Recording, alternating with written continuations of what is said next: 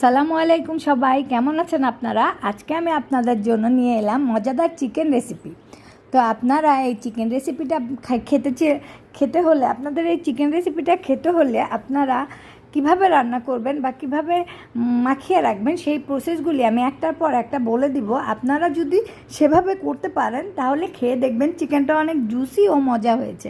আপনারা কিন্তু বাসায় এটা ট্রাই করতে পারেন ও কেমন হয়েছে আমাকে বলতে পারেন। সো নিয়মগুলি দেখে নেন আর আমার চ্যানেলটাকে অবশ্যই লাইক এবং সাবস্ক্রাইব দিয়ে পাশে থাকবেন ইনশাল্লাহ। তো আমি প্রথমে একটি কড়াইয়ে তেল দিয়ে নেব। তেলটা একটু বেশি দিব, যেহেতু এই তেলটা আমি এই কাজ করার শেষে চিকেনে দিয়ে দিব। গরম তেলে এখন দিয়ে দিলাম কিছু পেঁয়াজ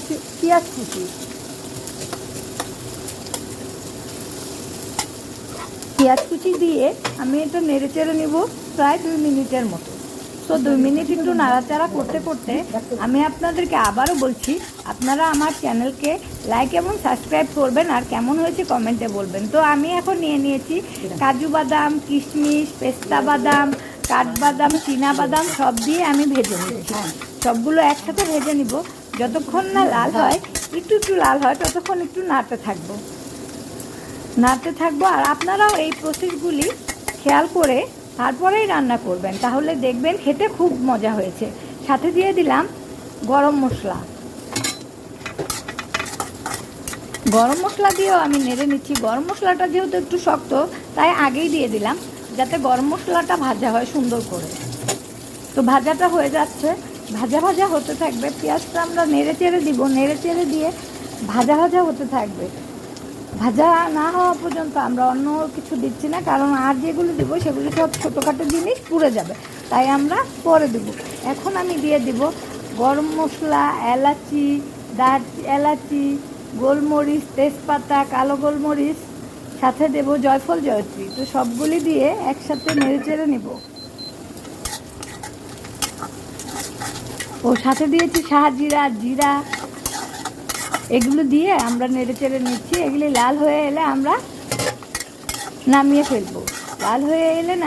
প্রায় লাল হয়ে গিয়েছে, তো আমি এখন নামিয়ে ফেলবো। নামিয়ে এটাকে বেটে নেব, শিলপাটায় বেটে নেব। যেহেতু শিলপাটায় বেটে নিলে ভালো হয় তাই বেটে নেব। এখন মাংস ভালো করে ধুয়ে আমি ঝরিয়ে নিয়েছি আর সেই গরম তেলগুলি নিয়ে নিয়েছি, সাথে শিলপাটায় বাটা আমার মশলাগুলি আছে। এখন আমি আবার কী দিব সেগুলি আপনাদেরকে দেখিয়ে দিব ও বলে দিব, যাতে আপনাদের এটা বানাতে সহজ হয়। তো তেলের মধ্যে আমি মাংসগুলি ঢেলে দিচ্ছি, একের পর এক সবগুলি উপকরণ দিয়ে দিব। আপনারা একটু খেয়াল করবেন, সাথে আমি বলে দিতে ট্রাই করব।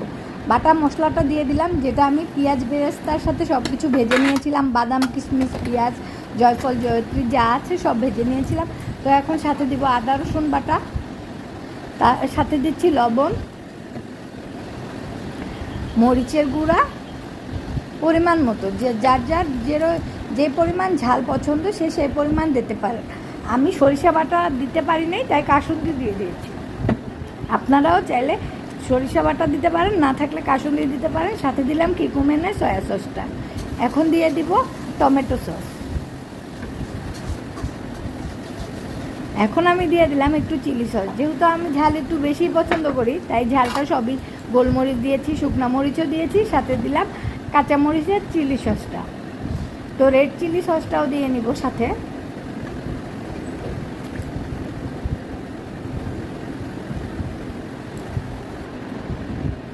এখন দিয়ে দিচ্ছি 2 চামচ পরিমাণ ভিনেগার, ছোট 2 টেবিল চামচ পরিমাণ ভিনেগার। যেহেতু এখানে আমার 4টা মুরগি, সেই পরিমাণে আমি দিয়ে নিলাম। আর দিয়ে দিলাম বারবিকিউ সস। আমার সব উপকরণগুলি প্রায় দেওয়া শেষ হয়ে গিয়েছে, তো আমি এগুলি সুন্দর করে নেড়ে চেড়ে মেখে নেব। মাখা হয়ে গেলে সুন্দর করে ঢেকে আমার রেখে দিতে হবে। তো এর আগে আমি আরেকটা প্রসেস আছে, সেটা করে নেব। একটা কয়লা চুলায় আগুন জ্বালিয়ে দিয়েছি। কয়লাতে আগুন ধরে গেলে আমি বাটিটা নিয়ে চিকেনের মধ্যে দিয়ে ওখানে ঘি দিয়ে আমি ঢেকে দেব। তো আমার এটা করতে গিয়ে কয়লাটা নিভে গিয়েছিল, তাই আমি আবার এটা করে দেখাচ্ছি। আপনারা একটু ভালো করে খেয়াল করলে আপনারাও পারবেন, আর খেতে স্মোকি একটা ঘ্রাণ আসবে, খুব ভালো লাগবে। কয়লাটা আগুন ধরিয়ে নিয়েছি, এখন আমি আগুনে ঘি দিয়ে দিলাম। তো ঘি দিলে ধোঁয়াটা ওঠা শুরু করলে আমি ঢাকনাটা দিয়ে দেবো। ঢাকনাটা দিয়ে আমি 20 থেকে 30 মিনিটের মতো রেখে দেবো, বা আপনি চাইলে 15 মিনিটও রাখতে পারেন। আপনি খেয়াল করবেন আগুনটা নিভে গিয়েছে নাকি, ধোঁয়াটা আছে নাকি। ধোঁয়াটা থাকলে রেখে দিবেন না 30 মিনিটের মতো। ধোঁয়া চলে গিয়েছে, এখন এটা নিয়ে নেড়ে চেড়ে মেখে আপনি ফ্রিজে রেখে দিবেন প্রায় 1 থেকে 1.5 ঘন্টা। তারপর ভেজে খেতে পারেন, চাইলে আপনি পরের দিনও খেতে পারেন। দেখবেন খেয়ে খুবই মানে ঘ্রাণটা স্মোকি আর খুবই টেস্ট। তো আমি কড়াইয়ে তেল দিয়ে নিলাম, এখন ভাজার জন্য চিকেন দিয়ে দিলাম কড়াইয়ে। চিকেনগুলি আমি দিয়ে নিচ্ছি, অল্প তেলে ফ্রাই হয়, অনেক তেল লাগে না। এটা খেতে একটু বারবিকিউ ফ্লেভার আসে আর খুবই ভালো লাগে। আপনারা ট্রাই করবেন, আপনাদেরকে আমি বারবার বলছি ট্রাই করে দেখবেন এবং খেয়ে বানিয়ে খেয়ে আমার কমেন্ট বক্সে জানাবেন কেমন হয়েছে আমার চিকেনটা। তো আমার চিকেন ভাজা শেষ, এখন আমি পরিবেশনের জন্য একটু ছোটোখাটো টুকি টুকি ডিজাইন করে নিলাম, যেটা আপনাদেরকে দেখতে ভালো লাগবে। তাই এই যে দিয়ে নিচ্ছি, সব কিছু রেডি করে রেখেছিলাম, এখন আমি সুন্দর করে চিকেনগুলি উঠিয়ে নিলাম, নিয়ে এই তো রেডি হয়ে গেল। আপনারা নিশ্চয়ই বাসায় এটা বানাবেন এবং খেয়ে আমাকে অবশ্যই কমেন্ট বক্সে জানাবেন কেমন হয়েছে। আর কিছু না বুঝতে পারলে আমাকে কমেন্ট করেও জানিয়ে দিবেন, আমি সাথে সাথে আপনাদের কমেন্টে রিপ্লাই করব। সো বন্ধুরা, দেরি করবেন না, আমার চ্যানেলটাকে অবশ্যই লাইক, সাবস্ক্রাইব এবং কমেন্ট